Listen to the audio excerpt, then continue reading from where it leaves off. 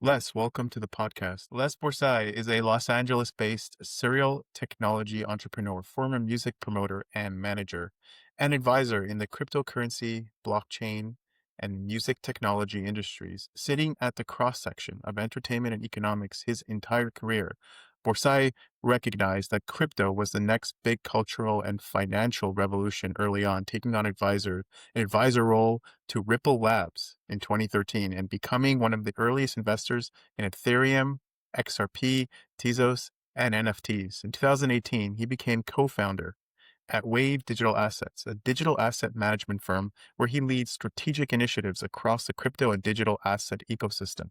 Borsai previously managed artists such as Waynana Jude and Jason Mraz. Borsai is an author at Spin Magazine and has been featured in a variety of top-tier publications, including the Wall Street Journal, New York Times, Bloomberg, Forbes, CNBC, TechCrunch, CNN, and The Hollywood Reporter.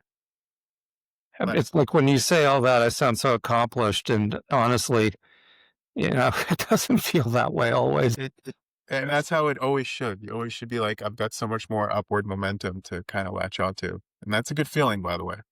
That's the way I feel about it. I feel as I get older, all those stints in the music business taught me, what not to do.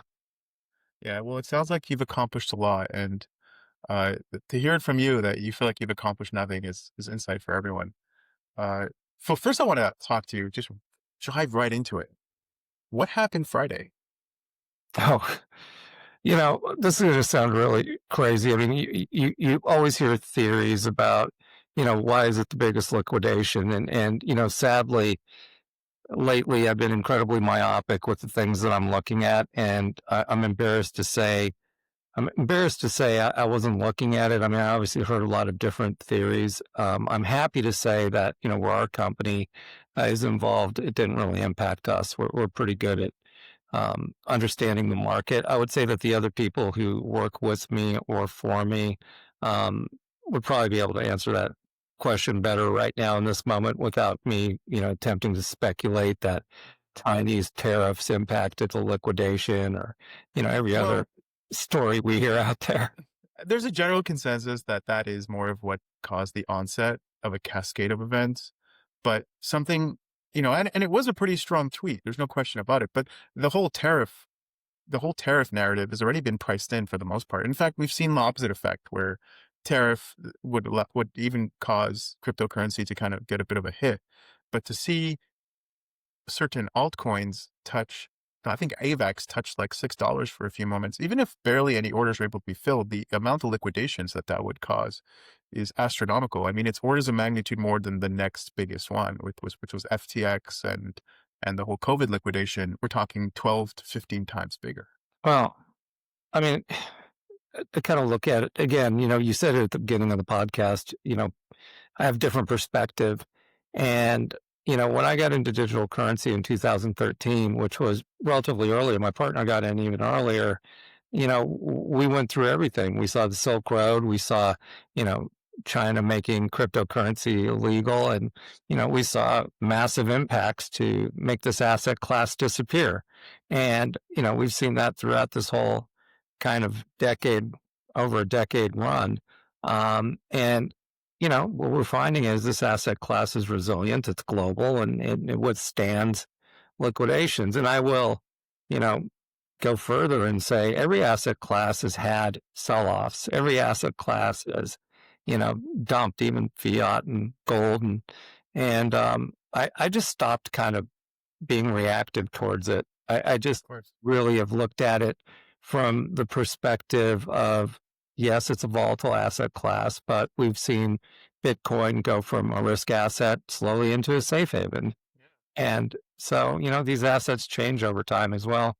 100%. And, I think it was a good testimony to how strong the industry is and where it's going because, I mean, you saw the higher market cap coins like Bitcoin, Solana, Ethereum really didn't, especially like Solana, it held its own really nicely. And, as long as, unfortunately for the few who were liquidated, that's horrible. But in terms of, people are holding on to the coins, it's just a bit of a dip and that's just another day in this world. Well, look, and you can listen to all the conspiracy theories too. market manipulation to buy it, lower price. I mean, all the stuff we've heard in crypto, since the beginning of it. And I just don't buy.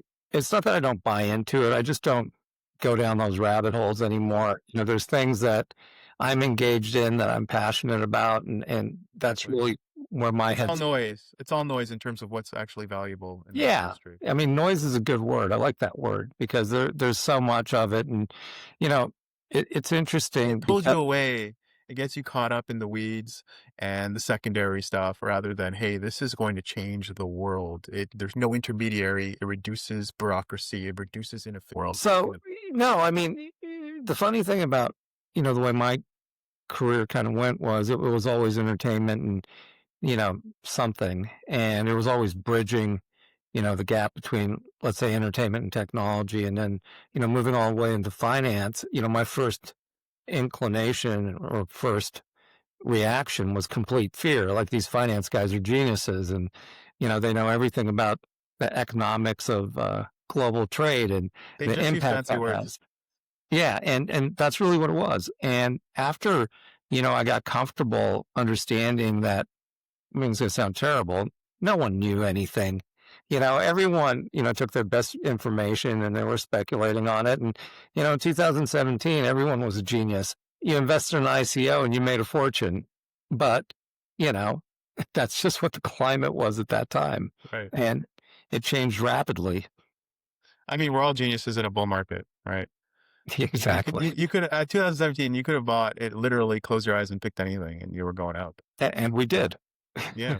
in some So ways. I want to get more into your background now, because Les, it sounds like you got a just really interesting because it's an unorthodox pathway to be in the music industry and then to kind of engage with serial entrepreneurism and to deal with the crypto world. And you know, I do think that kind of adds a significant aspect to your uniqueness factor because these industries will merge. The music industry and the crypto and the DeFi industry, these are all going to kind of merge. And talk to me a little bit about how you started in the music industry and why you were pulled into the serial entrepreneur and crypto world.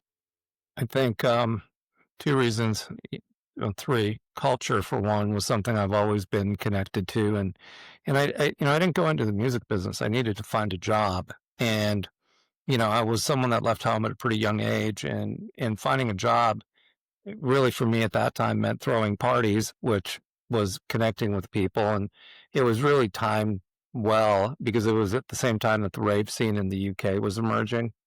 And, I was a young guy who was connected and fascinated by those DJs. And, I never really had limitations in my thinking. And I figured out a way to throw parties. And then I figured out a way to connect with people in the music business and bring those DJs over from the UK and those bands over from the UK.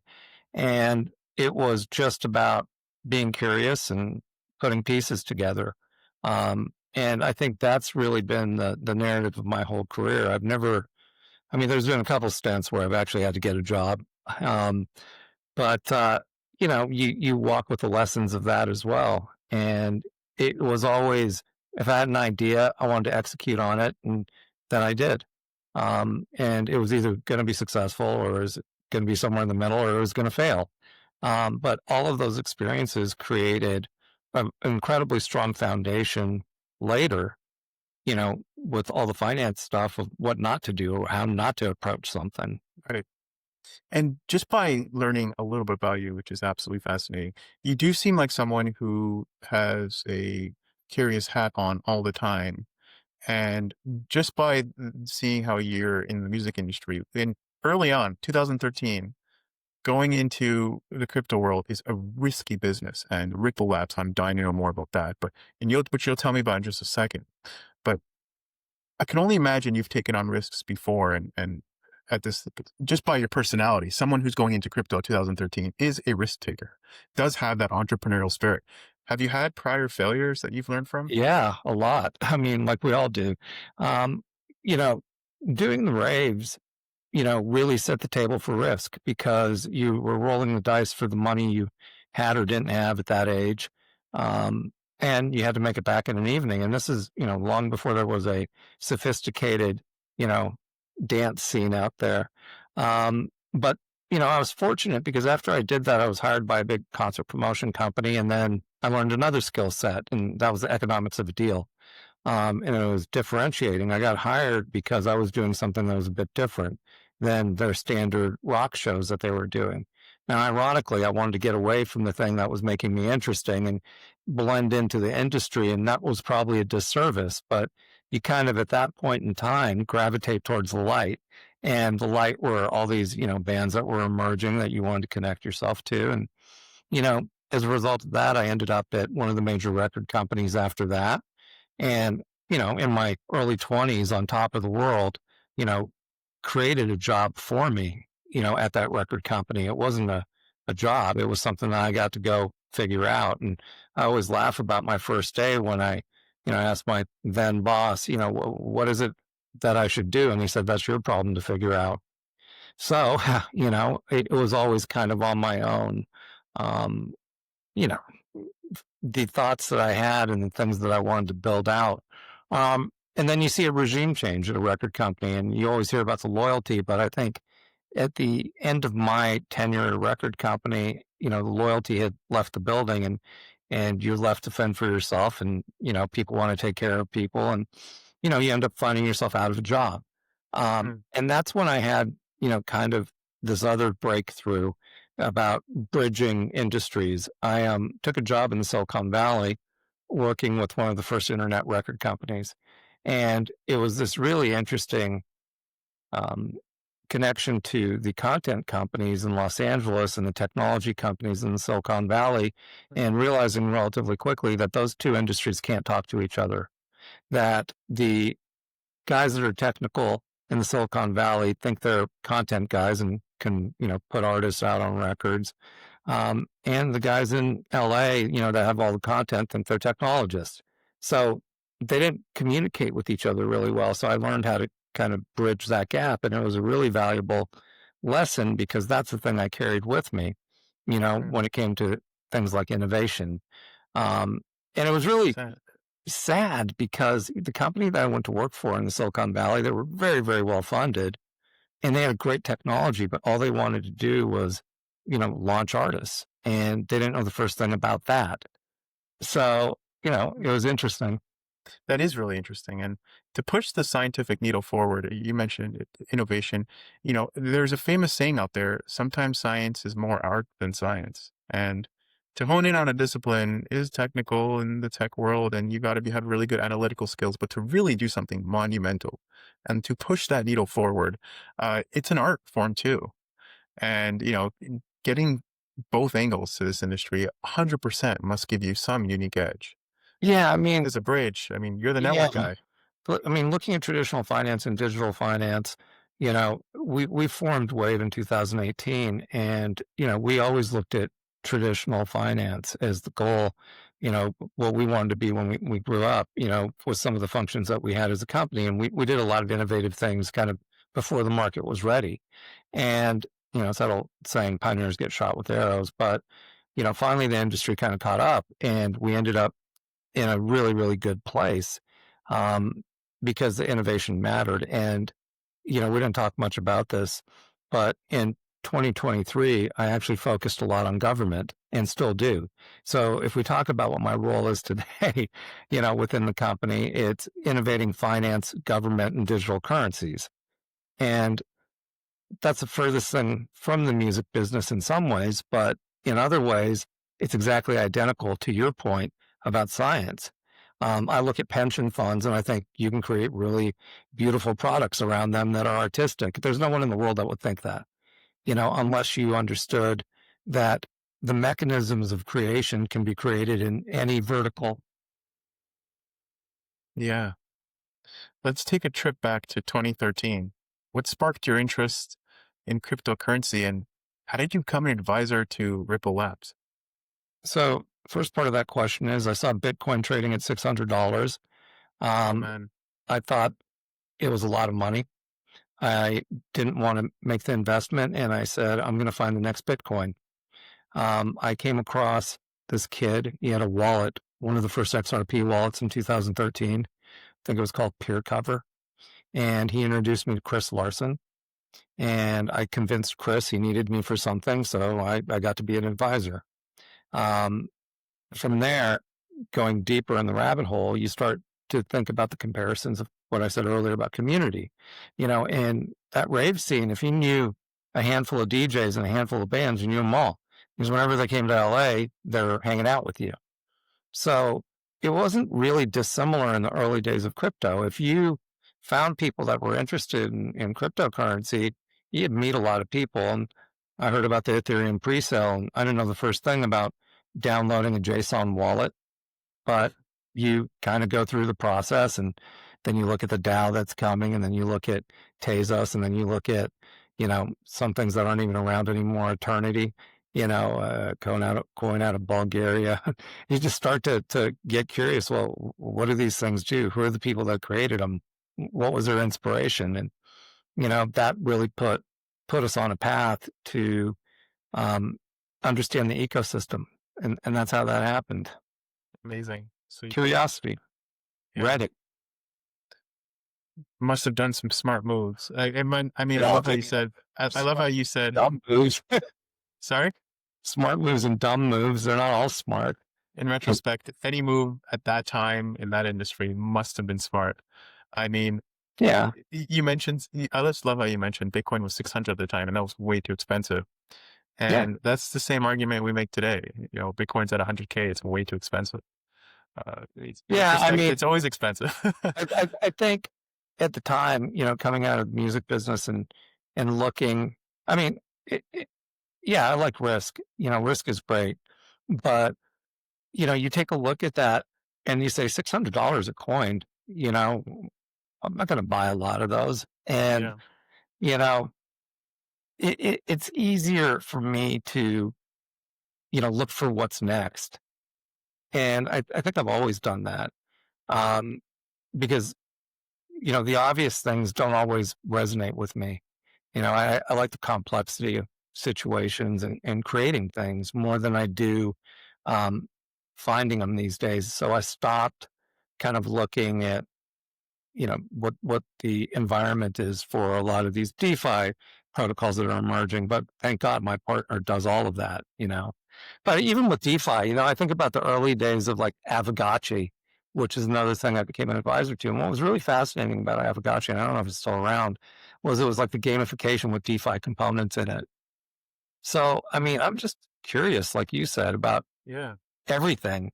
And, the older I get, the more curious I am. yeah. You mentioned NFTs, and Mm. someone with an artistic background and coming from an artistic industry that must have had an appeal to you at the start.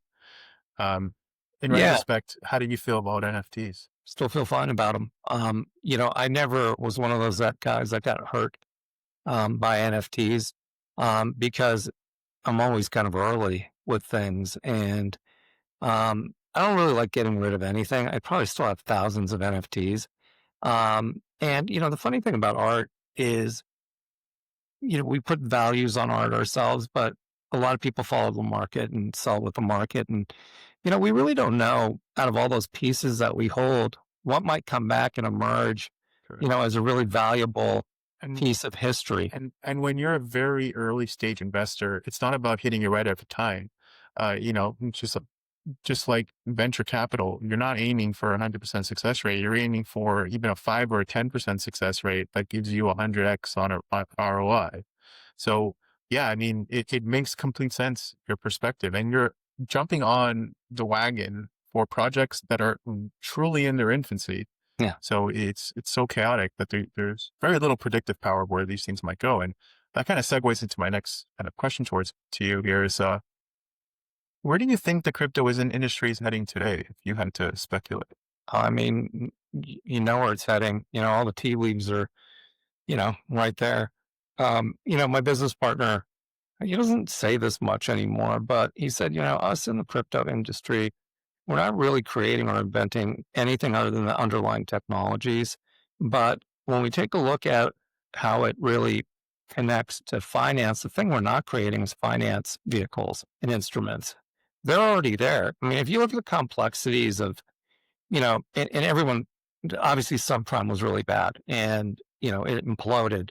But I mean, when we look derivative products and we take a look at complex financial instruments and how they trade in secondary markets, that's where everything is going. When we take a look at this administration being so crypto forward, I mean, there's nothing but this upwards trajectory, in financial markets that we haven't even barely touched yet. Clarity, regulation.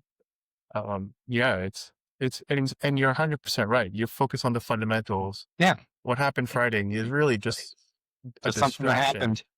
right? It's just a distraction, and it's a part of a growing industry because it spreads awareness. It causes people to be more cautious. It causes people to create better guardrails, um, and that's how growth happens. It's not a straightforward trajectory upwards. It's a rocky road, It's a good rocky road because, yeah, if we get more specific about what I think the future looks like, if we take a look at DeFi, DeFi is going to permeate every single bit of traditional finance, and there's going to be growing pains. And, just because there's a lot of efficiency there. If we take a look at, kind of just different global markets with these financial instruments, I mean, derivatives with crypto in them, taking real estate with, you know, elements of cryptocurrency and creating these different investable financial instruments. It's not just going to be equity markets as it is right now with Michael Saylor and, what he has out there with his preferred. It's going to be much more diverse. And at a certain point, you always hear the question, what makes it go away? What regulation makes it go away? And it's like, well, none really, because it's global and it's robust. And as long as there's exchanges trading it, it's going to trade. yeah, 100%. Now, where do you see yourself in 5 years? Oh, you know, I I always say that was probably my last idea, but then there's another idea. Um, I know what I like right now. I'm really very focused on the states. I've spent a lot of time at the states. When a lot of people gravitated towards the federal government, I was spending time with, treasurers, controllers, governors, attorney generals of each state, because I wanted to understand what they were doing with the assets that they held. And what they held could have came from seizures, criminal seizures, or it could have came from accepting cryptocurrency for taxes, like 7 states do, or civil seizures. And I was curious about the appreciation, how they custodied, those assets and what they were going to do with them. And that's really been one of my focuses. The other focus has been, I don't say this a lot, but in 23, we did the RFP for the U.S. Marshal Service to manage the altcoins of class 2 to 4. Coinbase won class 1, and the process was really flawed with the U.S. Marshal Service. So we're in a protest with them, our third one.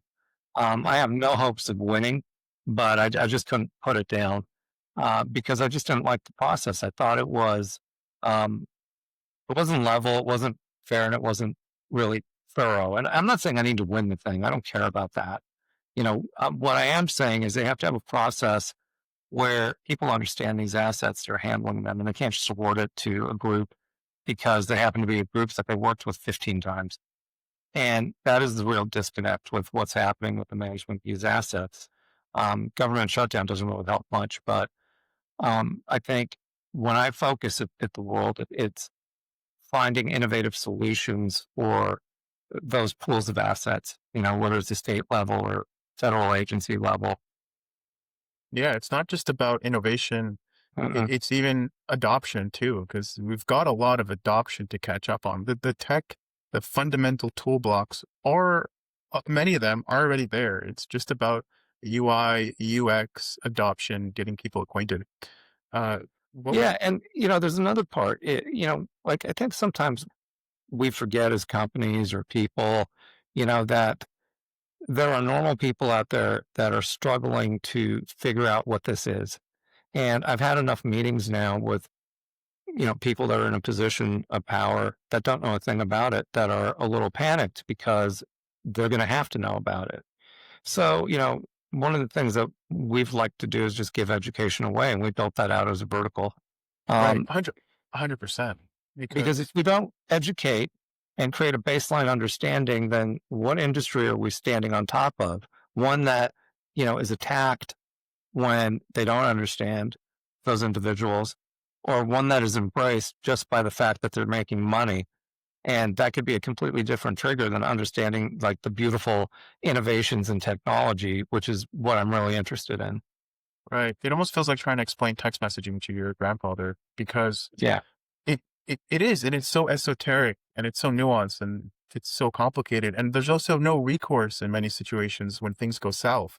Right. I mean, everyone says decentralized is amazing, and it's a cost benefit system. It's like any engineering trade off. There's a cost for a benefit, and the benefits of removing bureaucracy and increasing efficiency and dealing with decentralized structures is now you've just created a whole industry of where bad actors can thrive. And the whole concept of ransomware came to life with decentralized payment structures where you can, I laugh at that a little bit because I think about these big centralized organizations like Google or Facebook, and I think about trying to get someone on the fucking phone.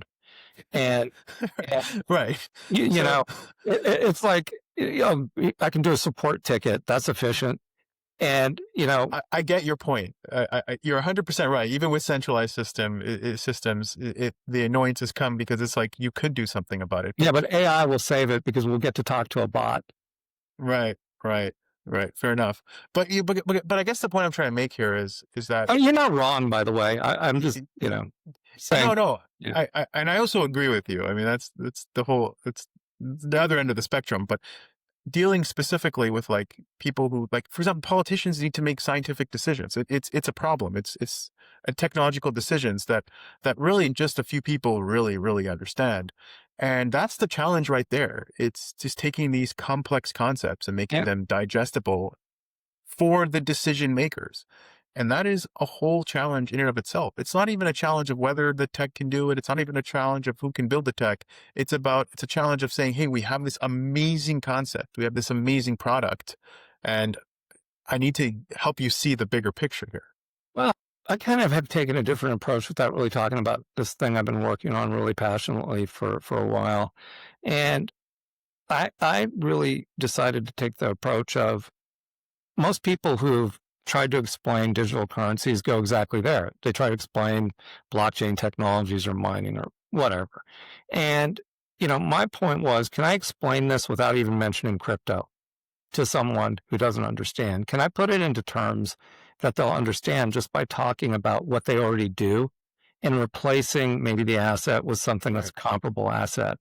So they can see that it's identical. And look, you always get the same questions. You can't see it. So is it a real thing? Yeah. I mean, you're not using a truck at night to move money from bank to bank either, and there's ways to kind of, I think, really explain it in a healthy way that is a language that they understand. Because when we force our narratives as crypto natives down their throat, they absolutely push back. Mm. So the only real way to do it is, a step at a time. Step at a And time. Yeah. yeah, But and you're 100% right. Sometimes to explain to people what a blockchain is and yeah, explain to what miners are is just who cares, right? it doesn't Hey, how matter. much does it cost you to make a transaction That's right. overseas? That's right. Ripple can. So what are all these properties and attributes you look for? Right. Speed, right? Right. Reliability, efficiency. You know, An easier way to explain it is, and you'd be like, oh, here, yeah, XRP is just greatly outperforms at every one of those metrics. Why? The argument is on you. Why wouldn't you want this? well, yeah. Or, you know what? Banks still today are doing a 23.5. They're down, for, they're up for 23.5. And Yeah, it's funny because, you know, just tell someone this thing trades 724 and it's always tradable. And I still have a hard time getting a wire out sometimes, yeah. that's going cross border. And, that's the way you explain it. I just found out that like 20 years ago or 30 years ago, when people used to have pagers in the very early days, I think someone would send a message to a guy in a telecommunication center, and he would write down the message and send it to the person they were paging. And just to put that in perspective, like, see how tech just removed the need to have these additional layers where errors can happen. You got to pay them salaries and it's got to go through different chains and you have to have different departments. And with like the advancements of just servers and fluent communication, boom, you've just like made things super cheap to send a text message. Oh, And it's the same concept. You're removing all these people in the middle and it's not only are you removing them, it's more reliable, right? That is an argument in of itself. well, I mean, I like this argument. Do you think most people know how email works? What the underlying technology to email is? Or do they just send an email? And why shouldn't it be the same for crypto? Yeah. And They, it's almost they, magic. Like you don't need to know how it works. It they comes to don't your need to phone and know that's any of it. that. They need to know what the asset is. You think most people know how they get gold out of the ground or where it sits or, Right. what a reserve looks like? No. But do they invest in it through these traditional, distribution channels? Yeah. So, I think that's a mistake that a lot of people make with crypto. They feel the need to really over explain it and the magic of the technology. And it's like, who gives a shit? Right. That's not it.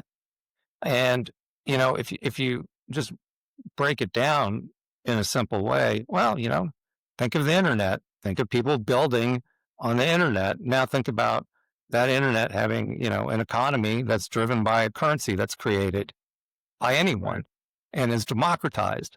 Well, that's an easier way to explain the Right. functionality.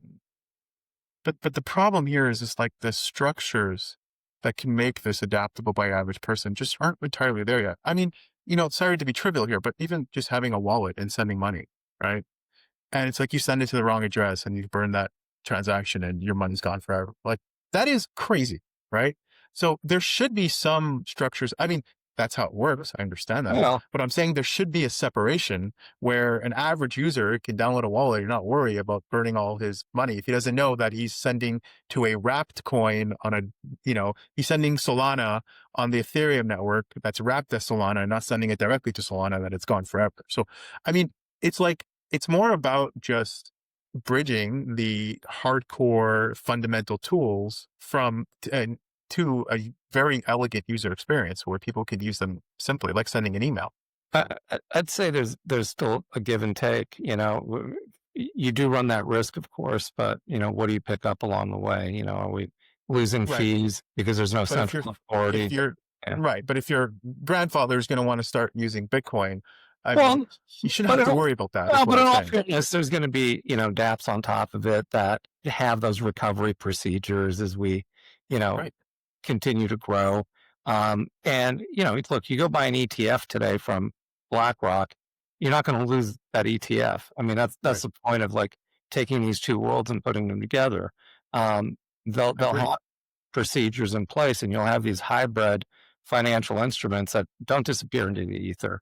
But it's kind of like saying those people that invest early in certain stocks, um, there's a lot of risk there if they're high return opportunities connected to it because there's a chance the company won't work. And that really just comes down to, what the risk profile of the individual is, and is it high risk or is it conservative? And if it's conservative, they're going to buy an ETF.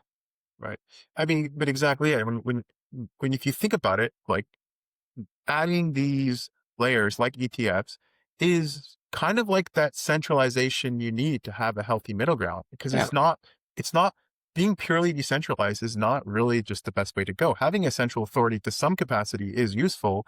And like there's a whole idea of why people prefer to put money in a bank to some extent is because I don't want to have to worry about hiding money under my bed, right? I don't want to have to worry about hiding my private keys, right? I'd rather have someone custodian my Bitcoin. I'd rather have someone Yeah. custodian some of my assets to some extent. Many people would be happy hiding their money under their bed. There's no problem with that, but not everyone would. And that's my point. Well, I mean, look, just to push back a little bit, I think, we take a look at investor risk, you know, um, and there are people that want to take that risk and, they will do that, with meme coins or DeFi or, all of these things, damn well knowing that that market has changed and it's obviously not as lucrative as it used to be, but there's a lot of risk because a lot of money can be made. And then there's going to be other consumers that just want conservative investments. And isn't it a better world where you can do both? And there isn't, a rule of this is the way you have to do it. And I think that's the cool, innovative part of all this is, people are building based on what the market's demanding. I mean, I remember, really at the onset of NFTs, we saw all these galleries pop up. Where are they now? But it was an interesting way to store your NFTs and then have an experience walking through a gallery and making that be, one that was a VR experience, and there you're connecting all these worlds, and that probably appealed to someone. So, I think it's just an interesting time to see all these different industries, being able to collaborate and figure out what the next iteration is going to be. Mhm. Les, what was it like managing Jason Mraz? He was a great artist. He was, um, when you start with someone kind of early, and my partner at the time discovered him, I actually didn't get it. I didn't get him for the first year, musically, but there was something about him. And, it was kind of what you see is what you got with him. I think I gravitated more towards a lot of the punk bands that I managed, um, which, in the 90s, I mean, it's hard for me to even refer to them as punk. Their attitudes were pretty funky. My managed this band, Unwritten Law, and, they were as punk as any band with the trouble that they used to get in. And I gravitated towards that. But, looking back at bands like GBH and Exploited and the Pistols and Ramones and, all that kind of first group of artists, I mean, to me, that was kind of far more, punk than the 90s punk bands. But again, looking at the history of all that, all those first bands never made a cent. They laid this groundwork across the country. And, at a certain point, Nirvana just blew it up. And they weren't even really a punk band. They just had that ethos, the attitude. So I always like to look at kind of the cultural aspect to all this. Les, how can people get in touch with you? Oh, I'm easy. I have some social media out there, so I'll answer anyone, LinkedIn, Facebook. It's just, yeah, I'm pretty out there. Why not? Um, Les, I appreciate your time and wisdom. It's been an honest pleasure getting to pick your brain well, for it's just good a to get few to know moments. you, and I like to hope it's wisdom. Maybe I'll just classify it as my personal journey. Well, I feel like it's wisdom, so I'm Okay. sure my audience would feel as well. It's been an honest pleasure speaking with you. Well, thanks for having me. I enjoyed your show earlier today. I watched one about the billionaire millionaire dater. Oh yeah, yeah, yeah. She's an interesting one. All right, guys. Curious.